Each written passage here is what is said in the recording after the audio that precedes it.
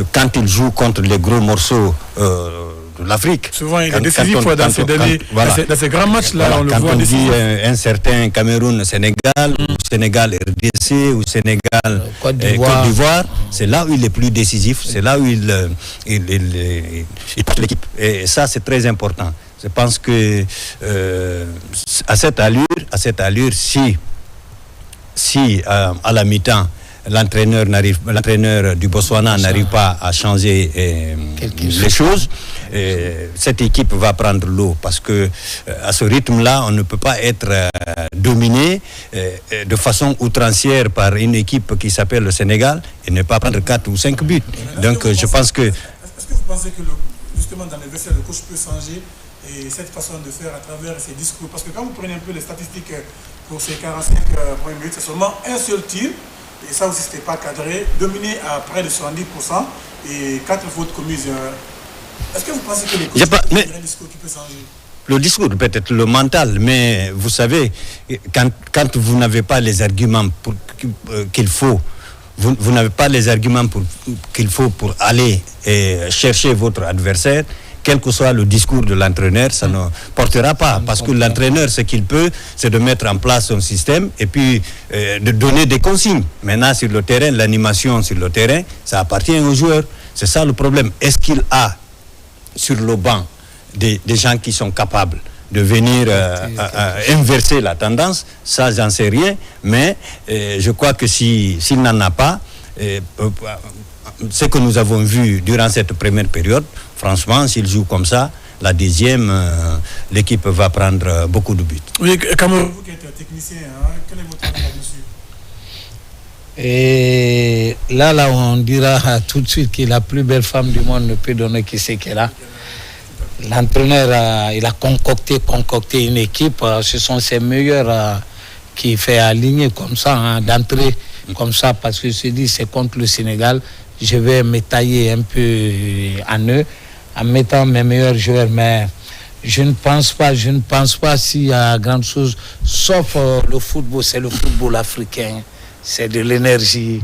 Je le dis souvent ici, c'est de l'énergie, le football africain, mais à cette allure, je ne vois pas qu'est-ce qui peut changer dans ce match. Donc vous voyez une période encore à l'image de la première avec une domination à outrance de l'équipe sénégalaise dans cette partie. Moi, je ne vois pas le Sénégal baisser de rythme. Je vois plutôt le Sénégal monter en régime, surtout pendant cette deuxième période. Parce que c'est une équipe qui a faim, qui a envie de prouver à la face du monde et à l'Afrique. Elle est venue pour prendre cette coupe. Donc, moi, je ne vois pas le Sénégal baisser de rythme au cours de cette deuxième période.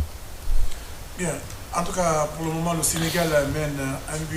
Mais sur le contenu aussi, cette équipe aussi a quand même des lacunes. Parce qu'en 45 minutes, quand même, c'est seulement un but marqué, 12 tirs, 6 cadrés, un seul but marqué. Tout est rose quand même. Non, attention. C'était vraiment baraka de gardien. Ils allaient prendre 5 buts tout de suite. Ça veut dire qu'ils n'ont pas été, comme tu l'as dit quand même, mais moi je ne mets pas ça. Moi je ne mets pas ça comme une faiblesse, quoi. Ils ont tiré quand même, ils ont tiré, ils ont essayé beaucoup de fois. Ça n'a pas rentré seulement, le gardien était là sur les trajectoires du ballon, quoi. Donc, c'est tout ce qu'il a fait et on va leur dire tout de suite, essayez de mettre à côté maintenant, bien mettre à côté pour que les ballons rentrent au fond du filet. Sinon, c'est toutes les équipes qui ont joué quand même. Maroc a montré un peu son vrai visage. C'est Sénégal aussi qui est en train vraiment de nous montrer, parce que l'équipe qui doit vraiment aller jouer les derniers carrés, d'entrée, il faut impressionner tout le monde. Vous impressionnez dans le jouer. Comme déjà l'a fait le Maroc et puis les Sud-Africains. Les Sud-Africains m'ont pas tellement, on m'a pas tellement impressionné comme le Sénégal est en train de faire là, et puis surtout les Marocains aussi. On va attendre les Ivoiriens et les autres équipes aussi. Bien, les joueurs reviennent sur la pelouse. Comment vous voyez l'issue finale de cette rencontre? Rapidement, en 30 secondes. Oh, sans surprise, moi je vois une victoire du Sénégal, sans surprise. D'accord. Oui. Avec un score fleuve ou bien... Oui, enfoncer le clou.